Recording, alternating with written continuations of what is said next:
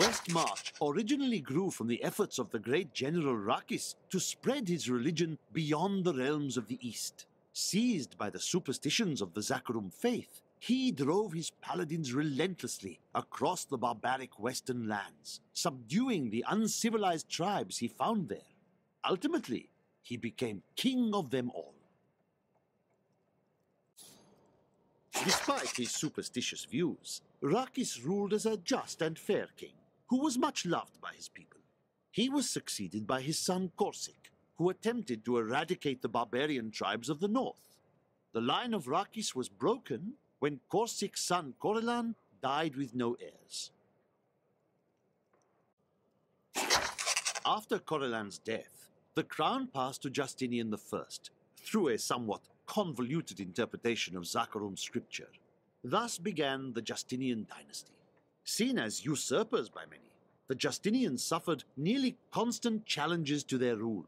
Finally, during the reign of Justinian III, a full-fledged insurrection broke out in the outlying region of Catullus. The Catullus insurrection was led by a woman known only as Tira, who claimed to be descended from the sons of Rakis.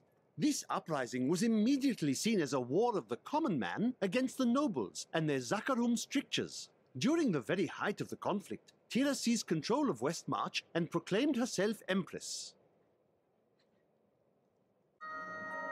Tira's newly established rule over Westmarch did nothing to quell the civil war, which continued until she was driven mad and eventually killed by the plague.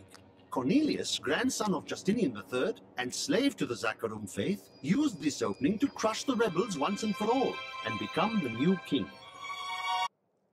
The Zakarum church always held an unhealthy sway in Westmarch, even after the ascension of rulers more interested in power than religion. When the true nature of the faith was finally exposed, however, it completely eroded any influence the church had over civil affairs. And rightly so, I might add. Westmarch is currently ruled by Justinian IV. Originally thought to be a callow youth, Justinian came into his own in the years following his ascension to the throne. Rumors still abound about demonic activities surrounding his coronation, but I believe those are simply the product of overactive imaginations fueled by the ever-prevalent myths of the Zakarum.